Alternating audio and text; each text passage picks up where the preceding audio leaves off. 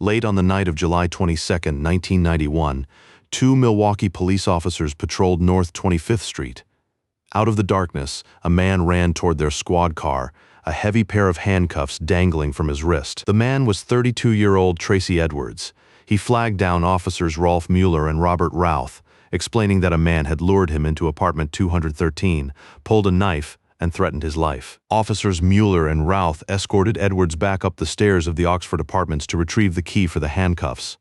The air inside the corridor was thick with a strange chemical odor. Inside the apartment, Officer Routh noticed an open drawer beside the bed containing dozens of developed Polaroid photographs. When he picked them up, the full horror of apartment 2013 was revealed. 31-year-old Jeffrey Dahmer was arrested on the spot. Over 13 years, 17 young men had vanished without a trace, while law enforcement missed warning after warning. What followed was one of the most alarming investigative reveals in forensic history, a pattern spanning 2 states, military service, and multiple encounters with law enforcement. The timeline began in June 1978 in Bath Township, Ohio. 18-year-old Jeffrey Dahmer was living alone at his parents' secluded woodland home shortly after graduating high school. On June 18, 1978, hitchhiker Stephen Hicks accepted a ride from Dahmer. According to court records and Dahmer's later confession, Hicks became his first victim inside the remote Ohio house. Dahmer concealed the evidence beneath the house crawl space before crushing the remains weeks later. For 9 years, no one suspected that a crime had taken place on the property. In January 1979, Dahmer enlisted in the United States Army and was stationed as a medical specialist in Baumholder, West Germany. However, severe alcohol abuse led to his discharge in March 1981. Following his Army discharge, Dahmer moved to West Allis, Wisconsin, to live with his grandmother. Family members believed the quiet household environment would help stabilize his life. Instead, Dahmer began frequenting downtown Milwaukee venues. Between 1982 and 1987, police records show he managed to conceal his growing obsessions from family and neighbors alike. In November 1987, at the Ambassador Hotel in Milwaukee, Dahmer took his second victim, Stephen Tuomi. This marked the resumption of his crimes after a 9-year gap. Dahmer shifted his activity to his grandmother's basement in West Allis, where he targeted 3 more victims over the next 18 months. In September 1988, Dahmer was arrested for drugging and molesting a 13-year-old boy. In May 1989, he was convicted of second-degree sexual assault. Despite the severity of the offense, Dahmer was sentenced to just 1 year in the County House of Correction, with work release privileges that allowed him to leave custody every day. During his work release, Dahmer worked the night shift at the Ambrosia Chocolate Factory in downtown Milwaukee. The job provided him with steady income and an unsuspicious daily routine. In May 1990, after completing his probation, Dahmer rented apartment 213 at the Oxford Apartments.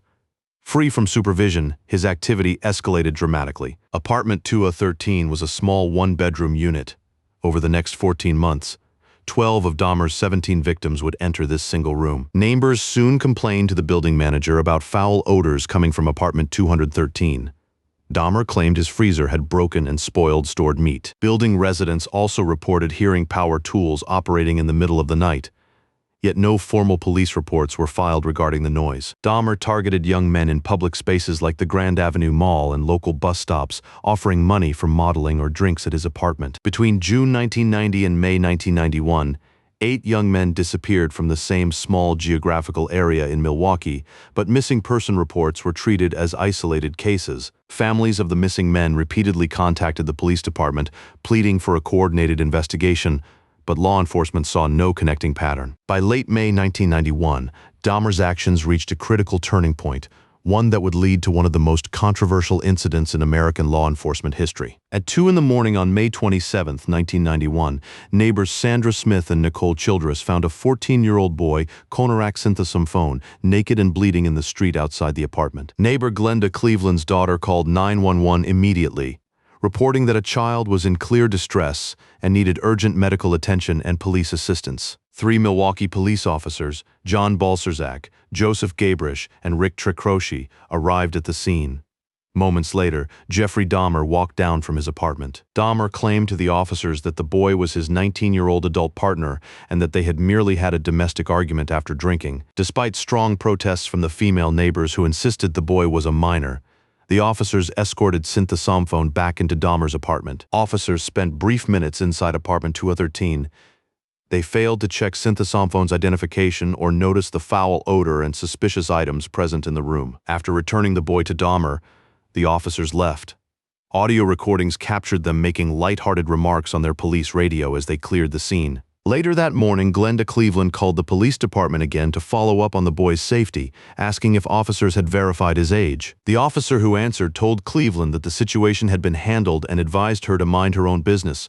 Konerak Sinthasomphone was murdered that same night. Over the next 8 weeks, Dahmer took 5 more lives. The tragic encounter of May 27th became one of the most devastating missed opportunities in law enforcement history. On July 22, 1991, Dahmer met Tracy Edwards at a local bar and offered him $100 to accompany him to apartment 213 for a photo shoot. Once inside, Dahmer slapped a handcuff onto one of Edwards' wrists and threatened him with a large knife. Edwards realized he was in immediate danger. For 5 hours, Edwards kept Dahmer calm by conversing with him. When Dahmer briefly let down his guard, Edwards struck him and bolted through the front door into the night. Edwards ran into the street with the handcuffs still locked to his wrist, flagging down Officers Mueller and Routh. This time, the officers took immediate action. When Officers Mueller and Routh entered apartment 213 with Edwards, Dahmer sat calmly on the couch, claiming the entire incident was a misunderstanding. Officer Routh searched the bedroom for the handcuff key. Inside a bedside drawer, he discovered 74 Polaroid photographs detailing Dahmer's crimes. Officer Mueller immediately drew his weapon and called for backup. Dahmer attempted to struggle, but Officers Mueller and Routh subdued and handcuffed him on the floor. Homicide detectives arrived and began a full search of the apartment. They discovered a 57-gallon blue plastic barrel filled with acid in the bedroom corner. Inside the refrigerator and freezer, forensic investigators uncovered human remains, leading medical examiners to realize they were standing in a master crime scene. By sunrise on July 23, 1991, North 25th Street was cordoned off with yellow police tape as news of the discovery broke nationwide. Headlines across the globe reported the horror at apartment 213. The public expressed outrage over how Dahmer had operated undetected for over a decade. Over 60 hours of interrogation conducted by detectives Patrick Kennedy and Dennis Murphy, Dahmer confessed in detail to all 17 murders. Forensic odontologist Dr. L. Thomas Johnson and medical examiners worked around the clock to identify the victims using dental records and DNA analysis. Outrage grew in Milwaukee over police handling of the case. Demonstrations erupted outside City Hall demanding accountability for the officers involved in the May 27 incident. An internal police department investigation resulted in the suspension and eventual termination of officers Balcerzak and Gabrish for their actions on May 27. Dahmer was formally charged with 15 counts of first-degree intentional homicide in Wisconsin. He pled guilty but insane, setting the stage for trial. The trial began on January 30, 1992. Because Dahmer had already admitted to the killings, the sole legal issue for the jury was his sanity at the time of the crimes. Prosecutor E. Michael McCann presented forensic psychiatrists who testified that Dahmer suffered from personality disorders but understood the illegality of his actions. Defense attorney Gerald Boyle argued that Dahmer was consumed by overwhelming compulsions and was legally insane under Wisconsin law. Families of the victims took the witness stand, delivering emotional impact statements that recounted the profound loss of their loved ones. On February 15, 1992, after 2 weeks of testimony, the jury rejected the insanity defense by a 10-2 vote, finding Dahmer legally sane during all 15 murders. Judge Lawrence Graham sentenced Dahmer to 15 consecutive life terms, a total of 957 years in prison without the possibility of parole. Dahmer was transferred to Columbia Correctional Institution, a maximum security prison in Portage, Wisconsin, to serve his sentence. On the morning of November 28, 1994, while on work detail in the prison gymnasium, Dahmer was struck and fatally wounded by fellow inmate Christopher Scarver. Dahmer was pronounced dead at Divine Savior Hospital in Portage shortly after the incident.